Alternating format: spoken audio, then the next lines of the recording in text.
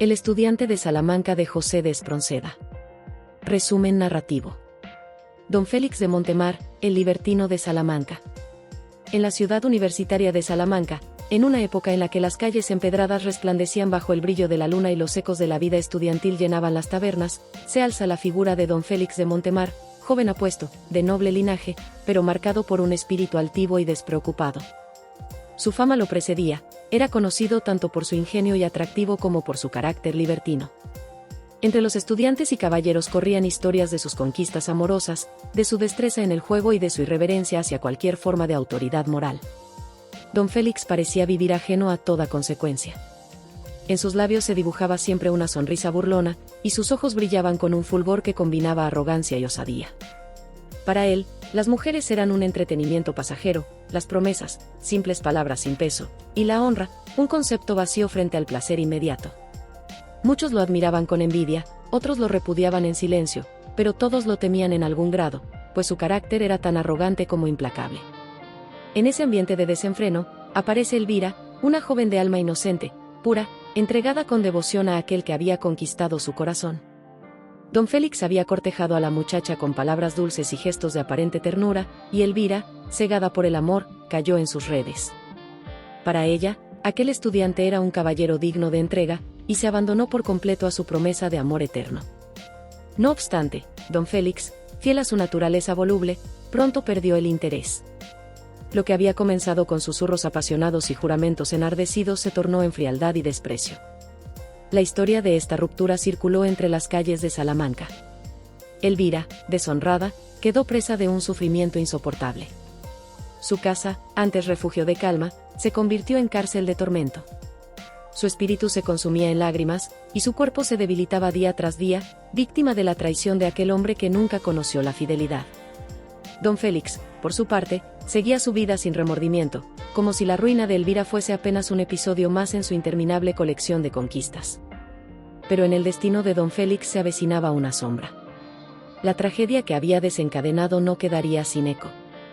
En la ciudad, la honra mancillada de una mujer era también la afrenta de su familia, y el hermano de Elvira, don Diego de Pastrana, ardía en cólera. El honor exigía justicia, y esa justicia, en tiempos de orgullo exacerbado, se reclamaba a filo de espada. Mientras Salamanca dormía bajo la penumbra de la noche, Elvira agonizaba en su lecho, su corazón roto por la indiferencia del hombre que tanto amó. La imagen de Don Félix la perseguía incluso en sus últimos suspiros, como si su espíritu quedara atado para siempre a ese amor maldito. Y así, entre sollozos y plegarias, la joven exhaló su último aliento, dejando tras de sí un rastro de dolor que pronto se convertiría en venganza. Don Félix ignoraba todavía que su destino ya estaba en marcha. La arrogancia de sus actos lo había marcado, y la noche oscura guardaba secretos que pronto saldrían a su encuentro. Salamanca, escenario de juegos, conquistas y frivolidad, estaba a punto de convertirse en teatro de un drama donde la muerte y lo sobrenatural se entrelazarían con la soberbia de un hombre que jamás temió nada. El eco de pasos nocturnos y el murmullo de rezos fúnebres comenzaban a gestarse. El corazón de la ciudad latía con presagio, como si advirtiera que la historia de Don Félix de Montemar estaba destinada a trascender, no como una comedia libertina, sino como una tragedia inolvidable. Las horas posteriores al duelo fueron un torbellino de rumores en Salamanca. Algunos hablaban del coraje de Don Diego, otros del talento marcial de Don Félix, aunque todos coincidían en lo mismo: el libertino había cruzado una línea de la que no podría volver. El nombre de Montemar, que antes se asociaba a conquistas amorosas y noches de juego, ahora estaba teñido de tragedia y de sangre. Don Félix, altivo como siempre, no parecía afectado. Esa misma noche regresó a las tabernas, donde el vino y el azar lo rodeaban como un manto habitual. Reía, jugaba y apostaba como si nada hubiese ocurrido, como si la muerte de Elvira y de Don Diego fueran apenas un episodio trivial en la historia de su vida. Mas, aunque intentara sofocar cualquier sombra con carcajadas, la imagen de aquella figura blanca que creyó ver en las calles no lo abandonaba. En el fondo, algo extraño y silencioso comenzaba a rondar su conciencia. Mientras la ciudad dormía, Don Félix emprendió una caminata solitaria por las callejas estrechas de Salamanca. El silencio era tan profundo que cada eco de sus pasos parecía seguirlo como un perseguidor invisible. Entonces, una melodía lúgubre se alzó en la distancia, eran campanas que tañían como si anunciaran un funeral. Se detuvo, sorprendido. No había entierros a esas horas, y, sin embargo, el tañido persistía, solemne, como un presagio de muerte. Avanzó siguiendo aquel sonido, hasta llegar a una plaza iluminada apenas por la luna. Allí, de manera inesperada, encontró una escena insólita, un cortejo fúnebre avanzaba lentamente. Hombres vestidos de negro cargaban un ataúd adornado con cirios, y tras ellos marchaban figuras silenciosas, cubiertas con velos oscuros. Don Félix, dominado por una mezcla de curiosidad y desafío, se aproximó. Con su habitual descaro preguntó en voz alta: ¿Y quién es el muerto al que acompañáis con tanto misterio? Entonces, uno de los encapuchados levantó el rostro y lo miró con ojos brillantes que parecían no pertenecer a un ser vivo. La respuesta cayó como un golpe seco. Tú, don Félix de Montemar. El libertino retrocedió por un instante, pero pronto recobró su soberbia. Con una carcajada amarga, replicó: Pues aguardad, que aún me queda mucho vino que beber y muchas doncellas que conquistar. No obstante, la procesión continuó su camino, como si no lo escucharan, atravesando la plaza lentamente. Lo más inquietante fue que el cortejo parecía no tocar el suelo, sus pasos no producían ruido alguno, y las luces de los cirios ardían sin ser movidas por el viento. Don Félix, incapaz de resistir la atracción de aquel misterio, decidió seguirlos. La procesión lo condujo a las afueras de Salamanca, hasta un paraje desolado en las cercanías del cementerio. Allí, las figuras se detuvieron ante una tumba recién abierta. Con un gesto solemne, colocaron el ataúd sobre el borde y comenzaron un cántico grave que heló la sangre en las venas del estudiante. Don Félix, sin embargo, mantenía su orgullo. Quiso burlarse nuevamente, mas al mirar hacia el féretro, se encontró con un espectáculo aterrador. El ataúd estaba vacío, como aguardando a alguien. Y en el interior de la tapa, a la tenue luz de los cirios, leyó con claridad una inscripción que parecía grabada con fuego. Aquí yace don Félix de Montemar. El corazón del libertino se estremeció como nunca antes. Por primera vez, la burla y la arrogancia cedieron espacio al desconcierto. ¿Era un sueño? ¿Una ilusión de su mente agotada? El silencio sepulcral de aquel cortejo espectral le confirmó que no estaba soñando. Algo, más allá de la lógica y de la vida, lo estaba llamando. De pronto, una figura femenina surgió entre los acompañantes oscuros. Vestía un blanco resplandeciente, y su rostro era inconfundible: Elvira. Su mirada, mezcla de ternura y reproche, se clavó en los ojos del estudiante. Sin pronunciar palabra, extendió una mano hacia él, invitándolo a seguirla. Don Félix, a pesar de su soberbia, sintió un impulso irresistible. Como hipnotizado, avanzó hacia ella. El cortejo comenzó a caminar de nuevo, penetrando en un sendero que conducía a la negrura del cementerio. Cada paso lo adentraba más en un mundo desconocido, en un espacio donde lo real y lo fantástico se confundían. En aquel instante, don Félix no reía, no hablaba, no desafiaba. Solo caminaba tras el espectro de Elvira, rumbo a un destino inevitable que se avecinaba como un abismo abierto bajo sus pies. La Salamanca terrenal quedaba atrás. Ante él, se abría el umbral de lo sobrenatural. Don Félix siguió a la visión de Elvira, como arrastrado por una fuerza que ya no podía resistir. La procesión fúnebre se desvaneció lentamente en la negrura, quedando únicamente ella delante de él, vestida de blanco, con su silueta luminosa destacando en medio de las sombras. La expresión de su rostro no era de rencor ni de odio, sino de un amor sereno mezclado con tristeza. Avanzaron hacia un edificio imponente que parecía surgir de la nada. A lo lejos, Salamanca había desaparecido, no se veían ni murallas ni torres. Todo era un espacio nebuloso, entre sueño y realidad, donde se alzaba un palacio sombrío, con muros ennegrecidos y ventanales como bocas abiertas hacia la eternidad. Las puertas, altas y pesadas, se abrieron sin que nadie las empujara. El interior era un salón gigantesco, iluminado por hileras interminables de candelabros. En largas mesas se disponía un banquete, aunque la abundancia era extraña: frutas marchitas, copas llenas de vino oscuro que parecía sangre, carnes en descomposición y panes que se deshacían como ceniza al tocarlos. Sentados en torno a aquellas mesas estaban invitados espectrales, figuras cadavéricas con rostros descarnados y miradas huecas. Elvira lo condujo hasta un lugar de honor en el centro, y con un gesto lo invitó a sentarse. Don Félix, aunque turbado, conservaba aún algo de su audacia. Sonrió con desdén y exclamó: «Vaya convite espléndido.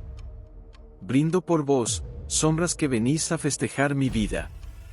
Las calaveras que lo rodeaban levantaron sus copas y un murmullo grave, semejante al viento entre tumbas, recorrió la sala. Don Félix bebió del cáliz frente a él. El líquido era espeso y metálico, pero lo tragó con orgullo. De repente, los invitados comenzaron a danzar. No se movían con gracia, sino con espasmos torpes, como marionetas rotas, chocando entre sí y golpeando las mesas. La música provenía de un órgano invisible que resonaba con notas graves, fúnebres, como si los muros del salón fueran ellos mismos los que gemían. El estudiante, embriagado por aquella atmósfera irreal, se levantó y se unió a la danza. Giraba, reía, gritaba, mientras los espectros lo rodeaban. Una mujer esquelética lo tomó de la mano, otro cadáver le colocó una corona marchita sobre la cabeza. A cada giro, la visión de Elvira lo observaba con infinita melancolía, como si tratara de advertirle algo que él se negaba a comprender. De pronto, el salón se estremeció con un estruendo. El banquete se desmoronó, los candelabros se apagaron, los manjares se redujeron a polvo, los bailarines se disolvieron en el aire. Solo quedaron don Félix y Elvira, en medio de una oscuridad inmensa. Ella lo miró fijamente y habló por primera vez, con una voz dulce que parecía venir desde el fondo del alma. «Félix, el tiempo de burlas terminó. Has de enfrentar el destino que tú mismo has forjado». El joven libertino, por primera vez en su vida, sintió miedo. Quiso replicar, quiso reírse como siempre, pero las palabras se ahogaron en su garganta. La figura de Elvira se tornó resplandeciente, tan luminosa que lo cegaba, y detrás de ella se abrió un abismo. Era un vacío sin fondo, una cima ardiente de la que surgían lamentos y rugidos. Rostros deformes, demonios encadenados y almas en pena se agitaban en aquel espacio, llamándolo. Una corriente lo arrastró hacia el borde. Don Félix trató de resistirse, extendiendo los brazos, intentando asirse a lo que fuera, pero no halló nada sólido. Elvira, con un gesto sereno, le indicó el abismo. Él gritó con desesperación, aunque ya nadie podía oírlo. Su cuerpo se precipitó en la negrura, mientras voces múltiples resonaban. Este es el destino del burlador, del que juega con la vida y con el amor. Su caída no fue rápida ni breve, sino eterna. En torno suyo giraban llamas, sombras y recuerdos, los rostros de las mujeres engañadas, la mirada dolorosa de Elvira, la furia de don Diego, todo cuanto había despreciado en vida. Cuando al fin tocó el fondo, lo único que encontró fue silencio absoluto. Don Félix de Montemar, el arrogante estudiante de Salamanca, había cruzado la frontera que nadie puede desafiar. Su soberbia lo había conducido al banquete de la muerte, y de allí al infierno. Elvira desapareció como una luz que se apaga suavemente. La historia del libertino concluía en el vacío eterno, como ejemplo y advertencia. La caída de don Félix en el abismo no fue el fin inmediato, sino el inicio de un descenso interminable. Sentía que el aire se transformaba en fuego, que la oscuridad lo envolvía con un peso insoportable. A su alrededor se agitaban sombras de formas grotescas, unas con alas negras, otras con rostros deformados por la ira. Todas lo observaban, lo señalaban y murmuraban condenas. El eco de aquellas voces no era exterior, sino que resonaba dentro de su propia conciencia. Cada palabra pronunciada era un recuerdo de sus actos, las promesas falsas, los amores burlados, los juramentos quebrantados. Todo aquello que había considerado un juego, ahora lo perseguía con la fuerza de una verdad ineludible. Finalmente, el suelo ardiente del abismo se abrió bajo sus pies. Una llanura de lava y tinieblas se extendía hasta donde alcanzaba la vista. Allí, almas en pena vagaban sin rumbo, arrastrando cadenas invisibles, clamando por una redención que nunca llegaba. Los gritos se mezclaban con risas diabólicas, creando una música cruel que penetraba en el corazón del recién llegado. Don Félix, aún arrogante, se irguió entre aquel paisaje infernal. Su voz, que tantas veces había seducido y engañado, retumbó con un grito de desafío. «No me someteré. Soy Don Félix de Montemar, y nada podrá doblegarme». Un silencio sepulcral respondió a su soberbia. Entonces, una figura colosal emergió de la penumbra.